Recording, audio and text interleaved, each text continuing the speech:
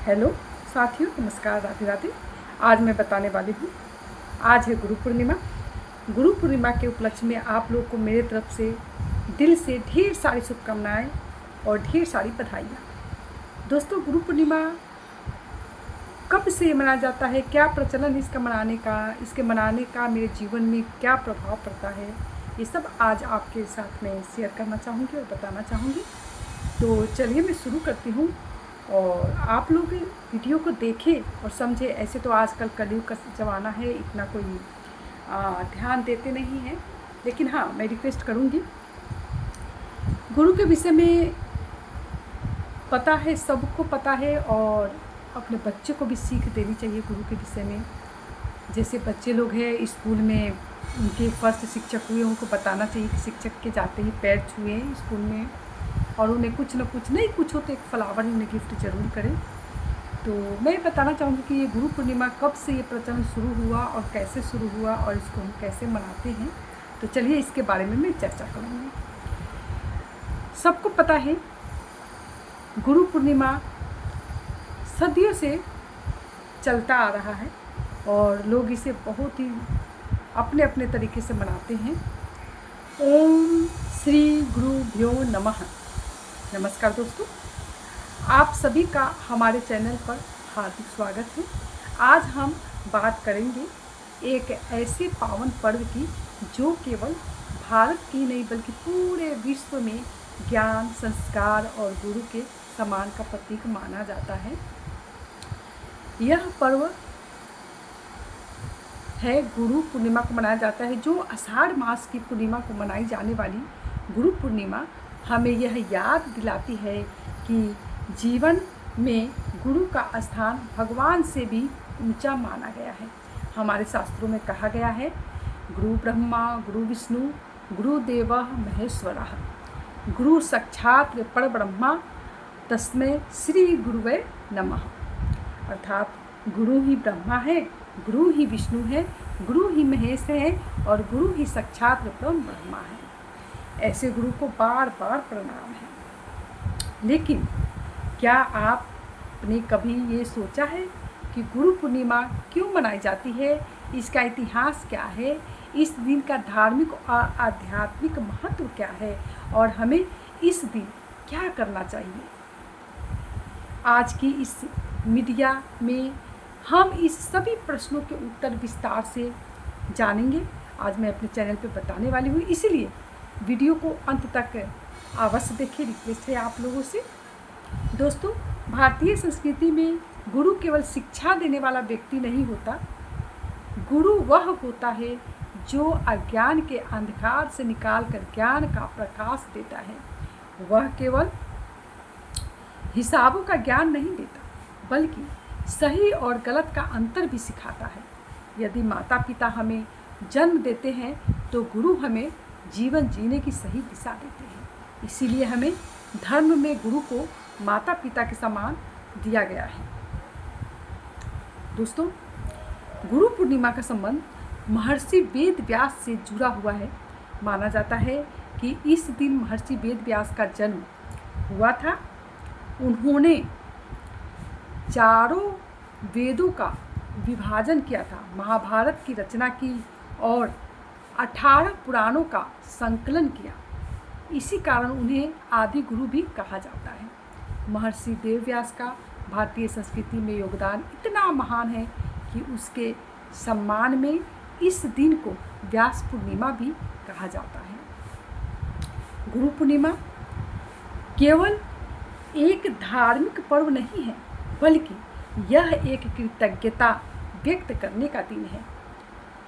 यह हमें सिखाती है कि जीवन में जो भी सफलता हमें मिलती है उसके पीछे किसी न किसी गुरु का मार्गदर्शन अवश्य होता है। चाहे वो विद्यालय के शिक्षक हो, आध्यात्मिक गुरु हो, माता पिता हो या कोई ऐसा व्यक्ति जिसने हमें सही रास्ता दिखाया हो, सभी हमारे गुरु हैं। ये जो भी मैंने पहले बताया, सभी हमारे क्या हैं? गुरु हैं। आज के समय में जब लोग केवल धन और सफलता के पीछे भाग रहे हैं, गुरु पूर्णिमा हमें ये याद दिलाती है कि सच्ची सफलता ज्ञान, संस्कार और अच्छे चरित्र से मिलती है। इसलिए इस पावन दिन पर हमें अपने सभी गुरुओं के प्रति सम्मान व्यक्त करना चाहिए, उनका आशीर्वाद लेना चाहिए और उनके बताए मार्ग पर चलने का संकल्प लेना चाहिए।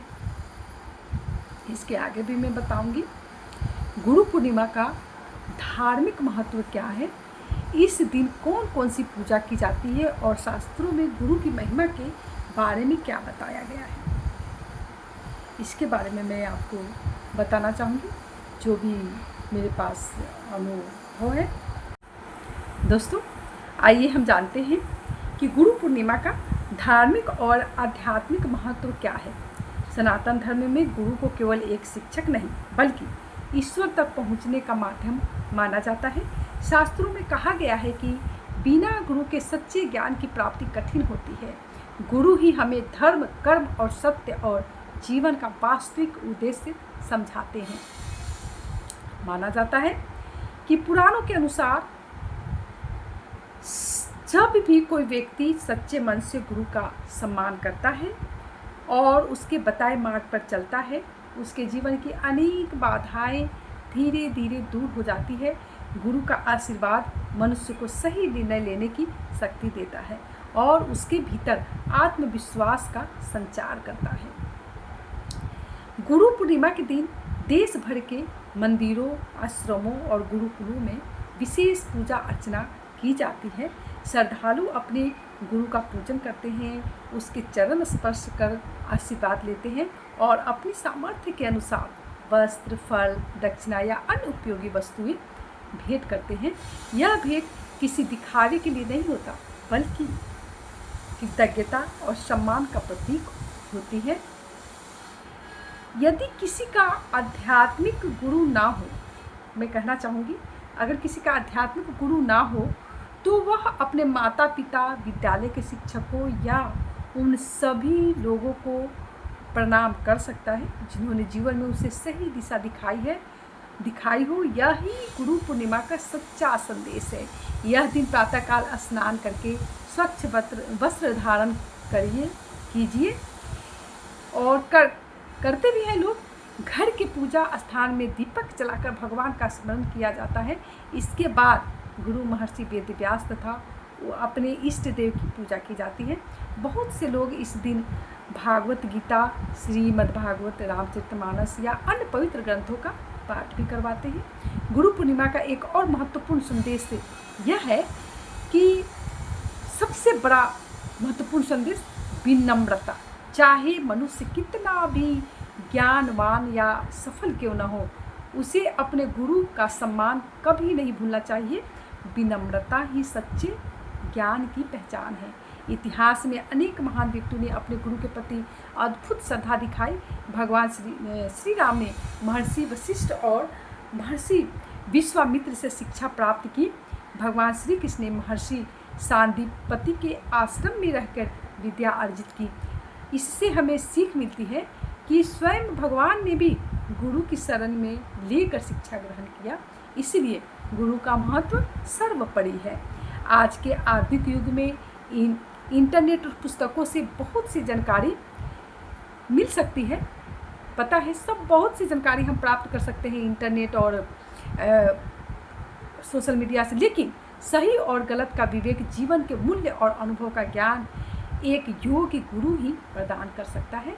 इसीलिए हमें अपने जीवन में ऐसे मार्गदर्शकों का सदैव सम्मान करना चाहिए। गुरु पूर्णिमा का यह पावन पर्व हमें केवल पूजा करने की प्रेरणा नहीं देता, बल्कि यह भी सिखाता है कि हम अपने जीवन में अनुशासन, सेवा, सत्य, सदाचार अपनाएं। यही हमारे गुरु के प्रति सबसे बड़ी श्रद्धांजलि है। हम अपने गुरु की इस दिन जरूर चरण स्पर्श करें और कुछ न कुछ हम उन्हें दान पुण्य जरूर करें और उनके दिखाए गए मार्ग पर हम जरूर चलें। और जिनके पास गुरु नहीं है उनसे मैं रिक्वेस्ट करूँगी अपने माता पिता, हमारे इससे भी हमारे जीवन के फर्स्ट गुरु कौन होते हैं? हमारे माता पिता होते हैं। अपने माता पिता का चरण स्पर्श करें, उनका आशीर्वाद लें और अपने घर के मंदिर में ज्योत जलाएं। जो भी आपने, मैं तो ये कहूँगी ज़्यादा दूर भागने की जरूरत नहीं है। जो भी आपके घर में देवी देवताओं को आपने स्थापित किया है उनका आशीर्वाद लें, माता पिता का आशीर्वाद लें और बच्चों लोग के लिए निर्देश दे कि जो भी उनके स्कूल में टीचर है, शिक्षक है, उन सबों का चरण स्पर्श दे और कम से कम एक फलावत तो जरूर भेंट करें। तो दोस्तों, आज मेरे पास जो भी जानकारियाँ रही मैं वो आप लोग के साथ साझा की। तो मुझे विश्वास है कि आप लोग को ये वीडियो अच्छा लगा होगा और देखने के लिए धन्यवाद। और मैं फिर से एक न्यू वीडियो लेकर आऊँगी। तब तक के लिए आपको ये वीडियो पूर्ण देखना है और प्लीज़ इसको लाइक, कमेंट, शेयर ज़रूर करें और ये बेल आइकन को दबाना ना भूलें ताकि मैं जो भी वीडियो डालूँ उसका नोटिफिकेशन आपके पास जल्दी से जल्दी पहुँचे और आप वीडियो को देखिए, समझें।